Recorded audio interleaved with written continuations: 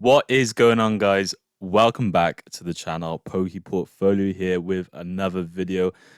And yes, I've had a week off. I've been a much needed week off for me, I think. Sometimes you just need a break, don't you? But I'm back with another video, and this is gonna be all to do with the bull run, right? We're gonna do some deep dive. We're gonna take a look at where we are in this cycle for collectibles, where I think it's going, and why I still think we are in the middle of the bull market. It's strong, guys. It is strong. Do not underestimate where this market could be going over the next couple of years. So let's start, as always, with the print numbers. I've been doing this a lot recently just to nail it in, 2023, 11.9 billion cards. Now, remember, pre-pandemic, it was 1 to 2 billion cards. Pokemon have really stepped up their game since pre-pandemic, guys. Remember, that was the 2021 bull run. So now we've gone down for the first time in a while this year to 10.2, sequentially down year on year. So what does that mean? That means, in my eyes, the next 2025 to 2026 is going to be a very interesting year. I think they will drastically increase the amount of cards they print solely because of the demand. They know how much demand is out there, guys. They will be printing to demand. I I could estimate anywhere upwards of 12 billion, really. I think maybe pushing 13, 14 billion cards. I think they really need to press that print button as much as possible, and I think they know that. And there's no getting away from it. And that is why I think this bull market is going to expand. It's going to go more into vintage side of things, more into the sort of older stuff, as people realize Pokemon keep printing more and more and more cards each year. That doesn't mean modern won't do well. I think modern will keep doing very well. It's just this expanding bull market. We're going to see a sort of broadening out of this rally, similar to the stock market, I think, in my opinion. Um, Now let's go on to some more macroeconomic stuff. If you guys aren't interested, you could probably skip the next 5 to 10 minutes. But I'm going to talk just quickly about where we are macroeconomic wise. So, if you guys don't know, the Fed funds rate was kept the same as of the last few months. We've sort of stalled around that 4.5, 4.3 mark here. We've come down from like 5.5, 5.33 average, come down since. But all that means is, guys, we've got a lot of ammunition. Well, the Fed's got in America got a lot of ammunition to cut rates. Obviously, this is the U.S. economy, the sort of the economy that matters the most in the world. Fed funds rates across the globe have been coming down, and they've been coming down a lot faster than the US, which is why we're seeing a lot more money floating around everywhere. Just in terms of asset prices going up.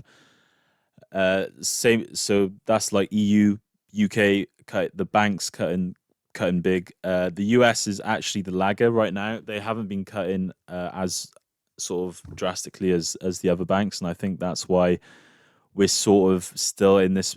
They're sort of delaying everything, which is interesting to see. There's not many times in history where we've gone flat and then flat again. As you can see, this is the last, from 1954. There's not many instances where we go flat twice, if at all. So it's interesting time. It's an interesting time to be alive. And what does that mean? That means everyone is keeping cash on the sideline, right? If you guys don't know, you can keep cash in Treasury bills, T-bills, just US bonds. Warren Buffett's Berkshire Hathaway, they own now 5% of the short-term T-bill market, which is crazy to think. So I think that's like 380 billion, roughly, or 314 billion. So that's a lot of money. Berkshire have just got kept in cash, just sat in a bank somewhere that is now in money market funds. And this is what happens when people are sat in cash, right? This is essentially the cash levels of the money market funds in America. This isn't 7 billion. This is 7 trillion. $7 trillion. As you can see, we're in millions of dollars, thousands of millions of dollars. So $7 trillion, guys, over 7 trillion set in money market funds. That's cash just sat there doing nothing, getting 4% on their money, which is smart. Smart if you're unsure about the world, but interesting when we're in a bull market to not be buying assets. So what are we seeing with unemployment? We are seeing a nice decrease from the 2020 pandemic. Obviously, everyone got furloughed. We're seeing a sort of stabilization, I'd say, period. Obviously, it looks like we're going up a bit, but if you look at the last 5 years, guys, it has been so stable. It's been pretty historically. It's been pretty easy to sort of keep a job, find a job. Obviously, people are getting made redundant. I've been made redundant.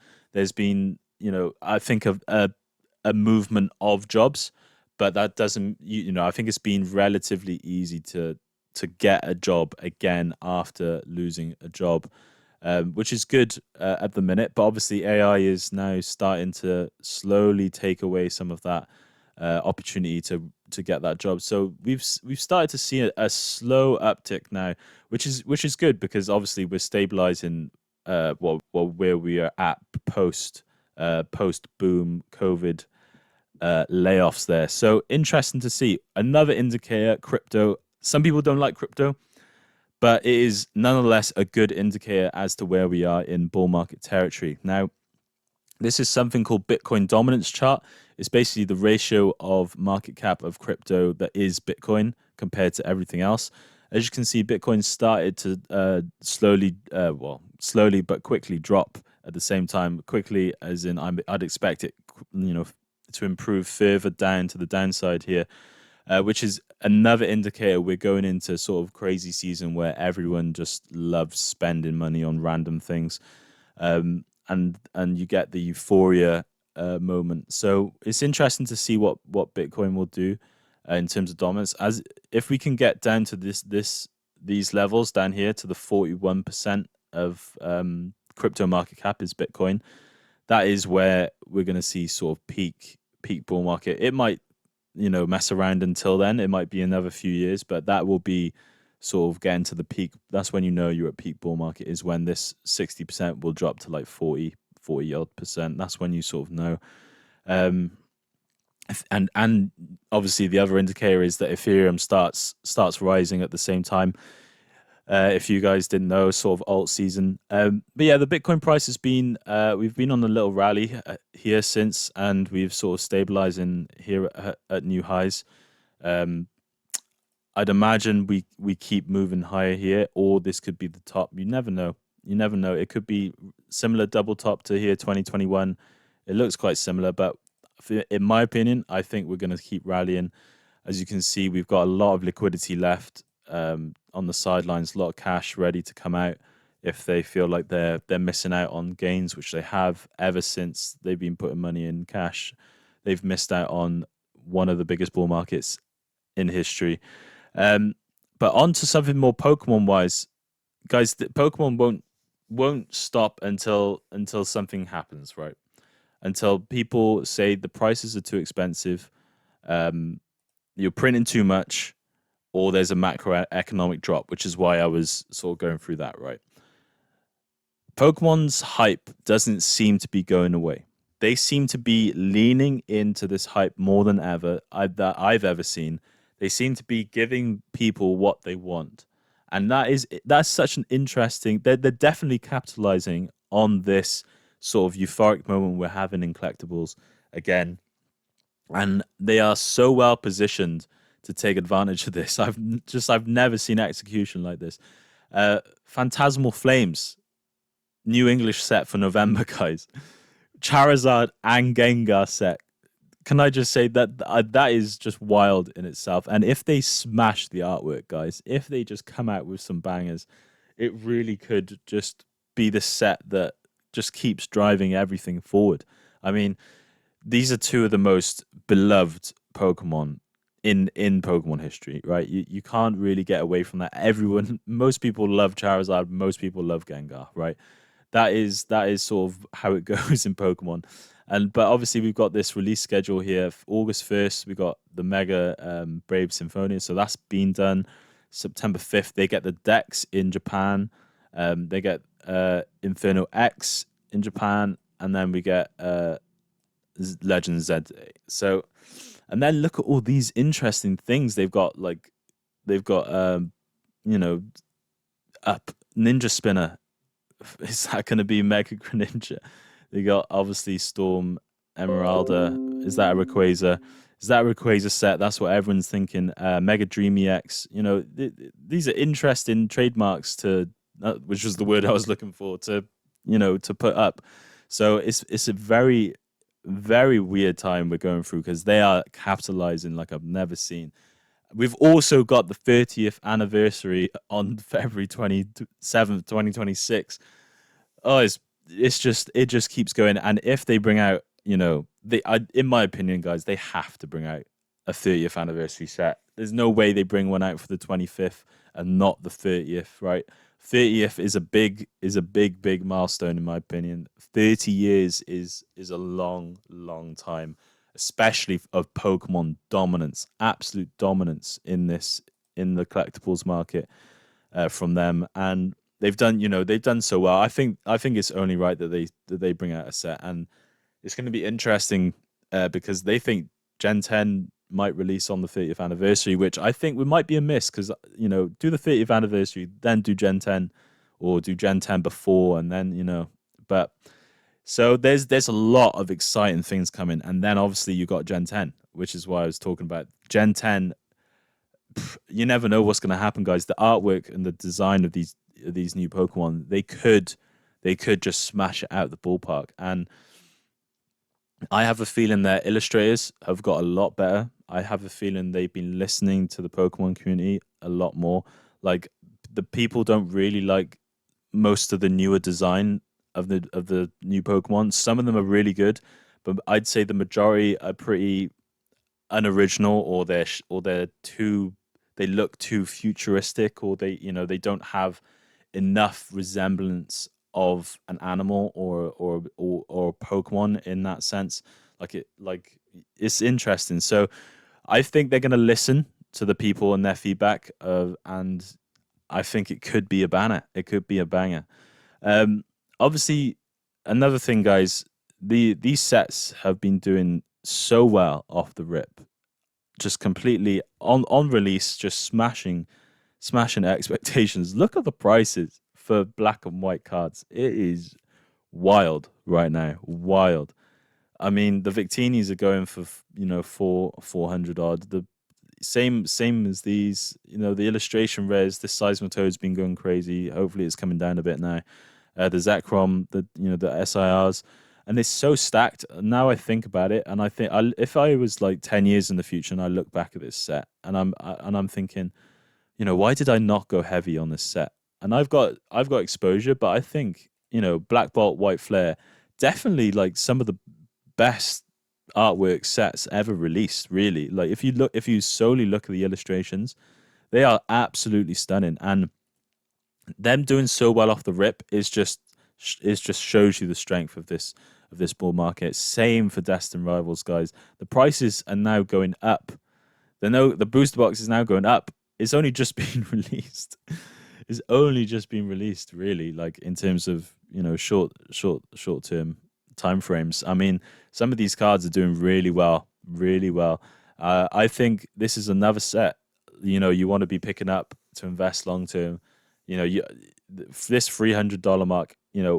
What's this number by here going to be in 10 years? Another zero, 3K in 10 years, do you think?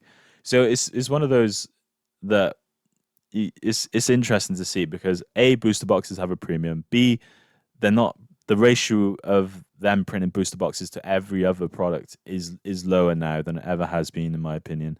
They're printing so many other products for to cater for the kids, for everything. I think booster boxes definitely have that premium. It's harder to get hold of.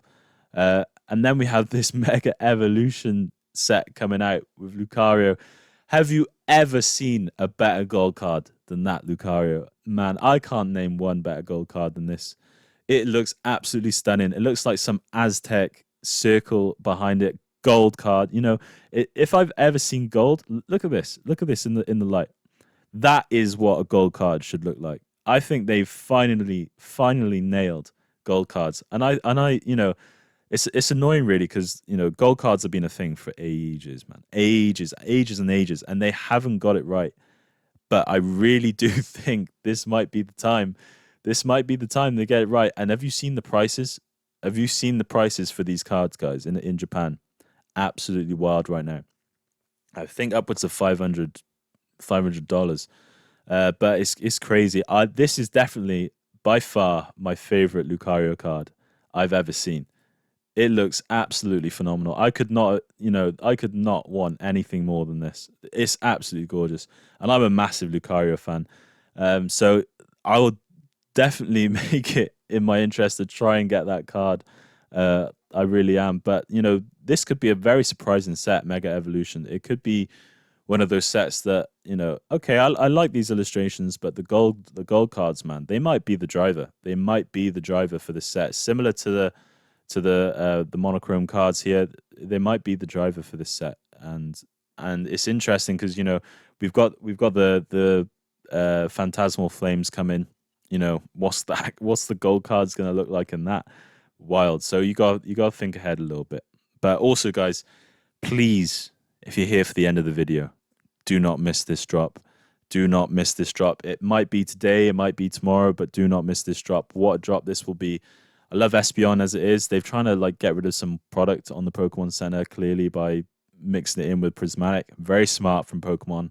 If Pokemon was a stock, I'd be buying this stock every day of my life. They're so on it with stuff, business decisions like this. People want this. They might not buy this, but they'll buy this, but they'll buy it with this. It's so smart from them. Fair play. I rate their business decisions are spot on most of the time. So please pick this up. 75 quid is still pretty cheap for this product.